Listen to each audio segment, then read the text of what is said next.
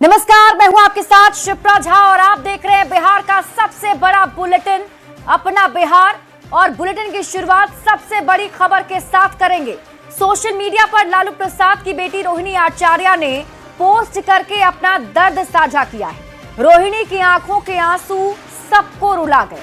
Social media पर किए गए रोहिणी आचार्य के पोस्ट पर बीजेपी नेता और बिहार सरकार के मंत्री रामकृपाल यादव ने कहा कि कोई बेटी दर्द में गुहार लगा रही है, ये दुर्भाग्यपूर्ण है। वहीं बीजेपी के प्रदेश अध्यक्ष दिलीप जायसवाल ने तेजस्वी यादव को नसीहत दी कि पहले परिवार है तब दूसरे लोग हैं। नहीं, मेरा कोई परिवार नहीं है। अब ये जाकर के आप संजय, रमेश, तेजस्वी यादव से पूछिए। रोहिणी आचार्य आरजेडी अध्यक्ष लालू प्रसाद को किडनी दान देने वाली बहादुर बेटी। पिता के लिए रोहिणी ने जितना बड़ा जोखिम उठाया उसकी हर तरफ प्रशंसा हुई। हर किसी ने इस बेटी के जज्बे को सलाम किया। लेकिन वही रोहिणी आचार्य 15 नवंबर 2025 को अपने पिता के घर से रोते हुए विदा हुई। नहीं, मेरा कोई परिवार नहीं है। अब ये जाकर के आप संजय, रमेश, तेजस्वी यादव से पूछिए। रोहिणी ने अपने ही भाई तेजस्वी यादव और उनके करीबियों पर मायका छुड़वाने का आरोप लगाया। अब जब संजय और रमेश इन लोग का नाम लीजिए तो आपको घर से निकाल दिया जाएगा। 25 दिन बाद 11 दिसंबर को एक बार फिर रोहिणी आचार्य ने सोशल मीडिया के जरिए अपना दर्द बयां किया। साथ में बहुत ही बड़ा सवाल भी खड़ा कर दिया। सवाल ये कि मायके में बेटियां क्यों नहीं रह सकती। रोहिणी ने बिना नाम लिए जिस ढंग से सवाल उठाया, उसके बाद परिवार से निकाले गए लालू प्रसाद के बड़े बेटे तेज प्रताप यादव उनके समर्थन में खड़े हो गए हैं। अब उन्होंने मांग किया है तो उनको सुरक्षा मिलना चाहिए। हमारी बड़ी बहन है। बिहार की बेटी रोहिणी के दर्द के साथ बड़े बड़े नेताओं ने भी अपना दर्द साझा किया है। कभी लालू प्रसाद के करीबी रहे बीजेपी नेता और बिहार सरकार के मंत्री रामकृपाल यादव ने कहा, कोई बेटी दर्द में गुहार लगा रही है, ये दुर्भाग्यपूर्ण है। बेटी किसी की हो, उसके आंख से आंसू आ रहे हैं तो ये गंभीर मामला है। और सबसे पहले जिनके वजह से आंसू गिर रहे हैं उनको इसको देखना चाहिए। वहीं बीजेपी के प्रदेश अध्यक्ष दिलीप जायसवाल ने लालू फैमिली को, खासकर तेजस्वी यादव को नसीहत दी है कि वे दूसरे ग्रिप से बाहर निकलकर परिवार के बारे में सोचें। उनको सोचना चाहिए पहले परिवार है तब दूसरे लोग। विपक्ष के नेता तेजस्वी जी दूसरे के इशारे पर या दूसरों के ग्रिप में चले गए हैं परिवार से निकल के। तेजस्वी जी को भी सोचना चाहिए कि पहले परिवार है तब दूसरे लोग हैं। तो एक बार उन लोगों को आपस में ही बैठ के इस मुद्दा का हल जिस ढंग से रोहिणी आचार्य ने घर छोड़ा, गंभीर आरोप लगाए, जिस पर पलटवार करते हुए कुछ लोगों ने बेटियों के मायके में आने जाने पर छींटाकशी भी की, उसके बाद फिर से वही सवाल कि मायके में बेटियां क्यों नहीं रह सकती। न्यूज़ 18 के लिए पटना से धर्मेंद्र के साथ ब्यूरो रिपोर्ट। बढ़ते आगे, न्यूज़ 18 की खबर का बड़ा असर हुआ है। प्रशासन की नाक के नीचे बालू की कालाबाजारी का खुलासा करने के बाद अब प्रशासन हरकत में आ गया है। प्रशासन के ऑपरेशन बालू माफिया से हड़कंप मच गया है।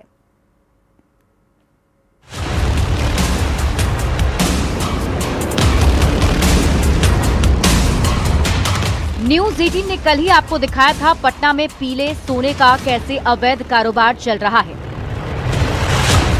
बालू माफियाओं का नेक्सस किस तरह फल फूल रहा है। प्रशासन के नाक के नीचे कैसे बालू की कालाबाजारी हो रही है। न्यूज़ 18 ने आपको बालू की लूट की ग्राउंड जीरो से तस्वीर दिखाई। अब न्यूज़ 18 की खबर का बड़ा असर हुआ है। देख लीजिए पटना की ये तस्वीरें। अवैध बालू खनन और पीले सोने की लूट पर कैसे करारा प्रहार किया गया है। प्रशासन ने ऑपरेशन बालू माफिया का बड़ा अभियान शुरू कर दिया है। मनेर, बिहटा, रानी तालाब और पालीगंज में पुलिस और खनन विभाग की विशेष संयुक्त टीम एक साथ एक्शन में आ गई है। और दीघा में एक साथ 28 ट्रैक्टर को जब्त किया गया है। यह कहा गया है कि अवैध बालू था और वो ओवरलोड था, इसलिए उसे जब्त किया गया है। जबकि हम आपको तस्वीरों में दिखा दें कि ये ट्रैक्टर जो लगा हुआ है सभी में 100 फीट से भी कम बालू है और ऐसे में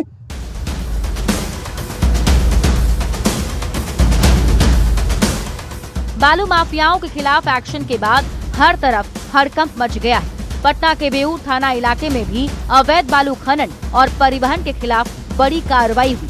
एसडीओ, एसडीपीओ, खनन विभाग और पुलिस की संयुक्त टीम ने बेऊर मोड़ के पास बालू मंडी में छापेमारी की और अवैध रूप से बालू बेच रहे 9 ट्रैक्टरों को ट्रॉली के साथ जब्त कर लिया। तो दानापुर में बालू लदी नाव को जब्त किया गया है। लोदीपुर और ब्यापुर गंगा नदी घाट पर अवैध तरीके से बालू खनन की सूचना पर पुलिस ने छापेमारी की। टीम ने अवैध बालू से लदे 2 नाव को जब्त कर लिया और 7 बालू माफिया को मौके से गिरफ्तार कर लिया। जो नदी नाव के माध्यम से लोगों के द्वारा अवैध बालू का खनन और उसका ट्रांसपोर्टेशन किया जा रहा है, उस पे की गई छापेमारी। उसमें हमारे द्वारा 3 नाव पकड़े गए थे, जिसमें से 2 नाव को जब्त किया गया है। बिहार में सख्ती और चेतावनी के बावजूद भी माफिया पर नकेल कसना बड़ी चुनौती है। कड़ाई के बावजूद बालू माफिया की अवैध ढुलाई जारी है। खान एवं भूतत्व विभाग का जिम्मा संभाल रहे डिप्टी सीएम विजय कुमार सिन्हा के अल्टीमेटम के बावजूद बालू माफिया रुकने का नाम नहीं ले रहे। दूसरे जिलों की बात तो दूर, राजधानी पटना में बालू माफिया खुलेआम अवैध बालू की ढुलाई से लेकर उसकी बिक्री भी कर रहे हैं। पीले सोने का काला कारोबार धड़ल्ले से चल रहा है। ऐसे में न्यूज 18 की खबर का बड़ा असर हो गया है। प्रशासन के ऑपरेशन बालू माफिया से हर तरफ हड़कंप मचा है। न्यूज 18 के लिए दानापुर से अमरजीत कुमार की रिपोर्ट। बिहार में जमीन के विवाद के निपटारे को लेकर आज से राजस्व एवं भूमि सुधार मंत्री विजय सिन्हा ने बड़ी शुरुआत की है। पहले दिन हुए संवाद में 4 साल से दाखिल खारिज नहीं होने का मामला उठा और जब विजय सिन्हा ने अंचल अधिकारी और कर्मचारी को बुलाया तो वो थरथराने लगे। मंत्री ने कहा कि मामले का समाधान करो, नहीं तो अगली बार थरथराने का मौका भी नहीं मिलेगा। मतलब ये कि अब लोग सीधे मंत्री से जुड़ सकेंगे। ये रिपोर्ट।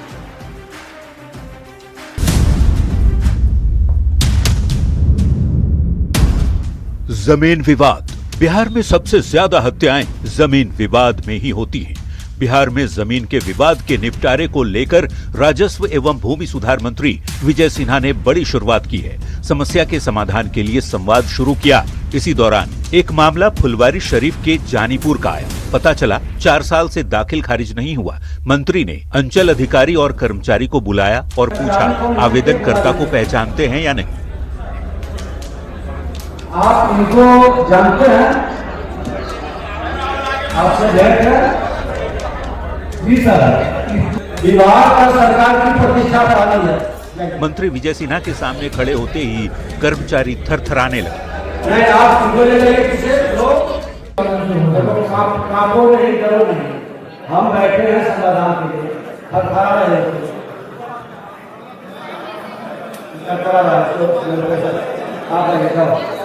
और सुनो, मैं कर्मचारी और सीओ सबसे आग्रह कर रहे हैं कि मैं 15 दिन का सबको समय दे रहा हूं। अगली बार बैठेंगे तो थरथराने का जगह नहीं जाने देंगे। मंत्री विजय सिन्हा ने सिर्फ फुलवारी शरीफ के सीओ को ही नहीं बल्कि सभी अंचल अधिकारी को 15 दिनों का मौका दिया है और कहा है कि सभी लंबित मामलों का निपटारा करें, नहीं तो कार्रवाई होगी। और 3 बार मानसिकता बदलना है। विभाग का सरकार की प्रतिष्ठा बढ़ानी है। जमीन विवाद को लेकर सरकार बेहद सख्त है। देखना होगा अधिकारियों पर इसका कितना असर होता है। जमीन से जुड़े मामलों का जल्दी से निपटारा होता है या अभी भी अधिकारी कर्मचारी दक्षिणा के लिए फाइल पर कुंडली मारकर बैठे रहते हैं। न्यूज 18 के लिए पटना से रवि एस नारायण के साथ ब्यूरो रिपोर्ट। वहीं देखिए, बिहार में काली कमाई के धन कुबेरों पर भी शिकंजा कसता जा रहा है। ईओयू की टीम ने बैंक के भ्रष्ट अधिकारी पर बड़ी कार्रवाई की है। आय से अधिक संपत्ति मामले में ईओयू की टीम ने बैंक अधिकारी भावेश कुमार सिंह के बिहटा और दानापुर आवास में एक साथ छापेमारी की। छापेमारी में भावेश कुमार की अकूत संपत्ति का खुलासा हुआ है।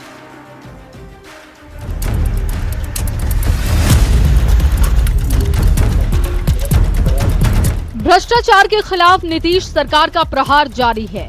बिहार में भ्रष्ट अफसरों पर शिकंजा कस गया है। ये आलीशान फ्लैट है पाटलिपुत्र सेंट्रल कोऑपरेटिव बैंक के विकास पदाधिकारी भावेश कुमार का, जहां ईओयू की टीम पहुंची।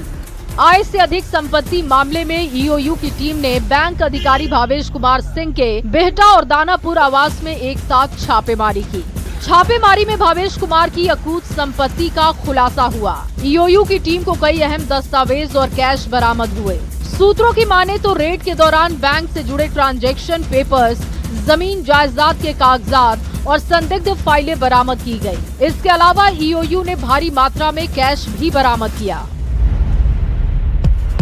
के राम जयपाल नगर में, और यहाँ राम जयपाल नगर में जो है ये पुष्पक रेसिडेंसी है, जो जिसमें जो है 203 फ्लैट नंबर में भावेश कुमार सिंह रहते हैं, जो पाटलिपुत्र से सेंट्रल कोऑपरेटिव बैंक के जो है अकाउंट ऑफिसर हैं। उन्हीं के यहाँ जो है ईओयू की छापेमारी चल रही है। इसके अलावा बात करें तो जो है बिहटा स्थित बेला में जो है राइस मिल है, वहाँ छापेमारी चल रही है और वहाँ भी चावल के बोरे में से भी जो है कई दस्तावेज जो है और कैश भी मिले हैं। भावेश कुमार के बेहटा के बेला में राइस मिल पर भी रेड डाला गया। राइस मिल में भी आर्थिक लेन देन और संपत्ति संबंधित रिकॉर्ड खंगाले गए। यहाँ भी छापेमारी में कई अहम दस्तावेज और कैश बरामद किए गए।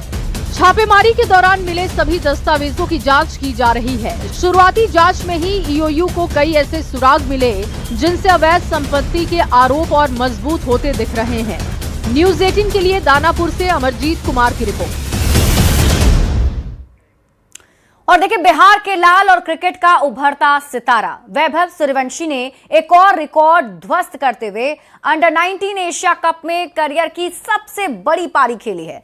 14 साल के वैभव ने यूएई के खिलाफ 95 गेंदों पर 171 रन बनाए। 180 के स्ट्राइक रेट से बैटिंग करते हुए वैभव सूर्यवंशी ने 14 छक्के और 9 चौके जड़ते हुए यूथ वनडे में सबसे ज्यादा छक्का जड़ने वाले बैट्समैन भी बन गए हैं।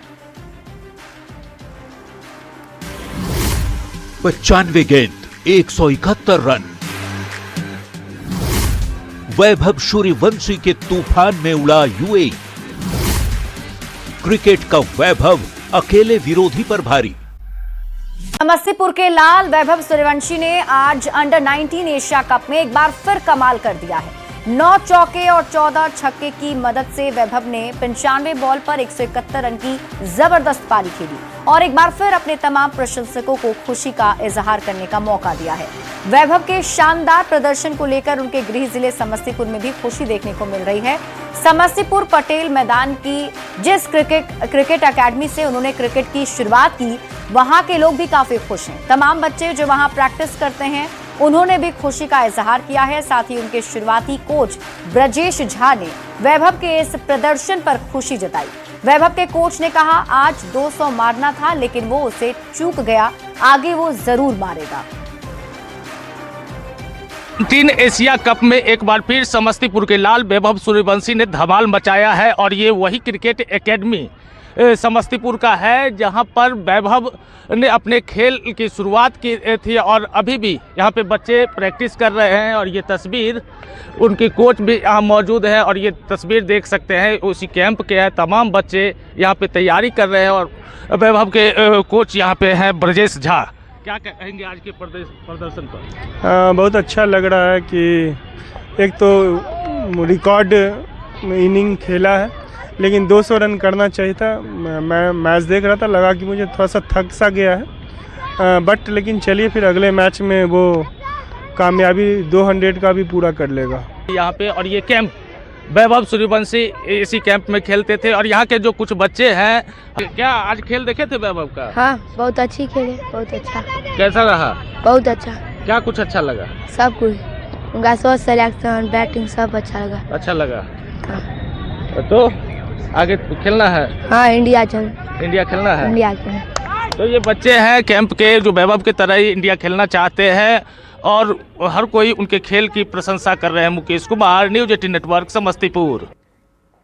और अब बात मुख्यमंत्री नीतीश कुमार की। सीएम नीतीश लगातार एक्शन मोड में हैं और सीएम नीतीश ने आज नवादा में विकास कार्यों का जायजा लिया है। सीएम नीतीश ने जीविका दीदियों और आंगनबाड़ी सेविकाओं का हाल जाना। रजौली में ऊपर बिजली नीचे मछली की तर्ज पर लगाए जा रहे फ्लोटिंग सोलर पावर प्लांट का भी जायजा लिया है। सीएम ने फुलवरिया जलाशय को भी निहारा। मुख्यमंत्री के दौरे को लेकर लोगों में भी उत्साह दिखा।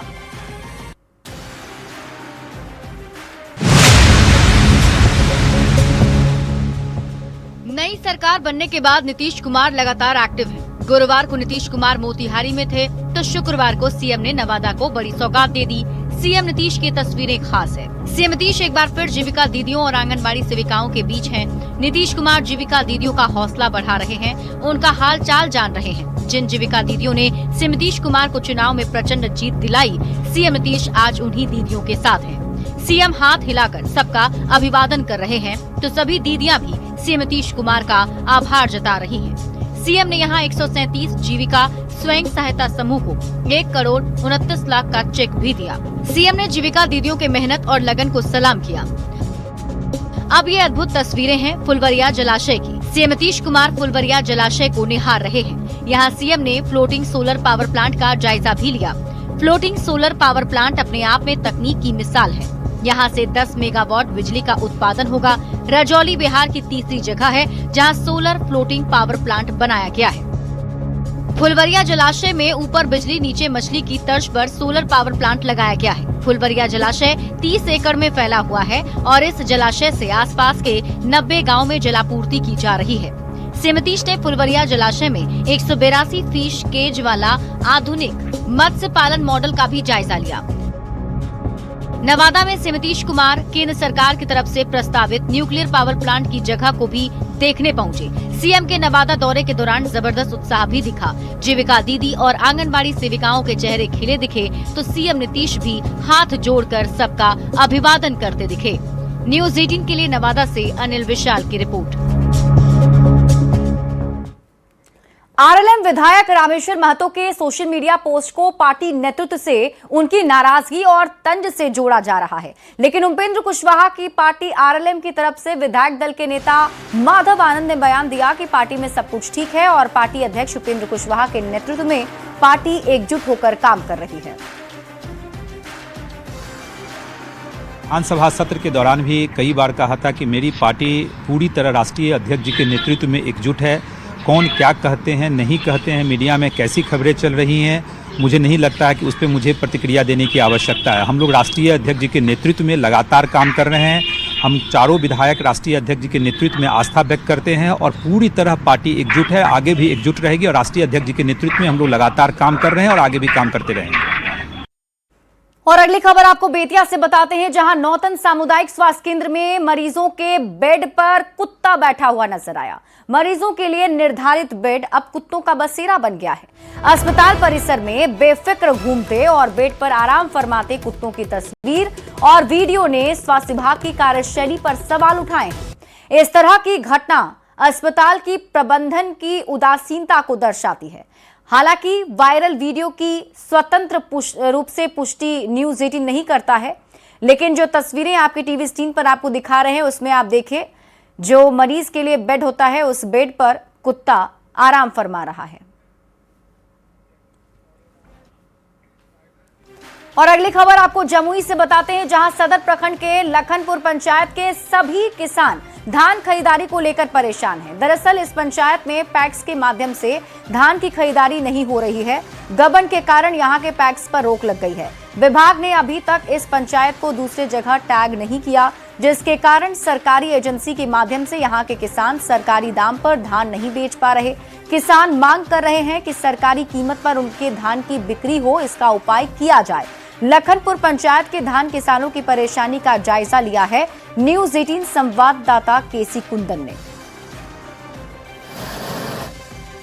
सरकार ने तमाम व्यवस्था कर रखी है, किसानों को उचित कीमत मिले इसलिए धान उस मूल्य पर धान अधिप्राप्ति की व्यवस्था की गई है। लेकिन जमुई जिले के सदर प्रखंड के लखनपुर पंचायत के किसान परेशान है, क्योंकि उनके यहाँ पैक्स के माध्यम से धान की अधिप्राप्ति नहीं हो रही है। दरअसल पैक्स पर गबन का आरोप है, जिस कारण यहाँ पर धान किसान जो है अपना धान पैक्स को नहीं दे पा रहे हैं। अब ऐसी स्थिति में जो यहाँ के पैक्स को कहीं टैग भी नहीं किया गया है ताकि किसान वहां जाकर अपने धान को दे और जो सरकारी दर है उसका लाभ मिल सके। लेकिन अब ऐसी स्थिति में किसान परेशान है और सस्ते दाम पर किसान अपनी धान को बेचने को मजबूर हो रहे हैं। परेशानी है कि गवर्नमेंट लेने के लिए तैयार नहीं है हमारे यहाँ, और हम प्राइवेट को धान दे रहे हैं तो 15 रुपये केजी के दर से ले रहा है। क्यों नहीं ले रहा है? तो डायरेक्ट उसका जो है कुछ गमन का आरोप है, और गवर्नमेंट क्या कर रखा है तो हमें मालूम नहीं है। किसान सलाहकार से आपकी बात हुई, क्या बताया? किसान सलाहकार बोला है कि यहाँ पे कोई टैग नहीं किया गया है।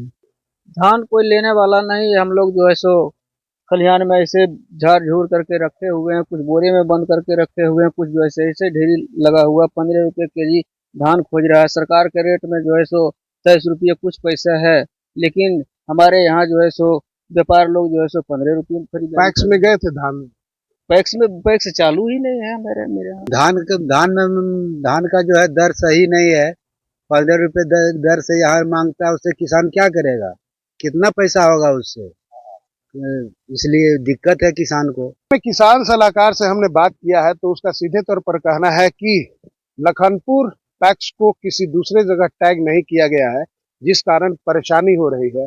अब सवाल उठता है कि धान अधिप्राप्ति की जो शुरुआत सरकार ने कर रखी है, कई दिन बीत गए लेकिन यहाँ के किसान परेशान है कि सरकारी दर पर ये धान बेचे तो बेचे कहाँ।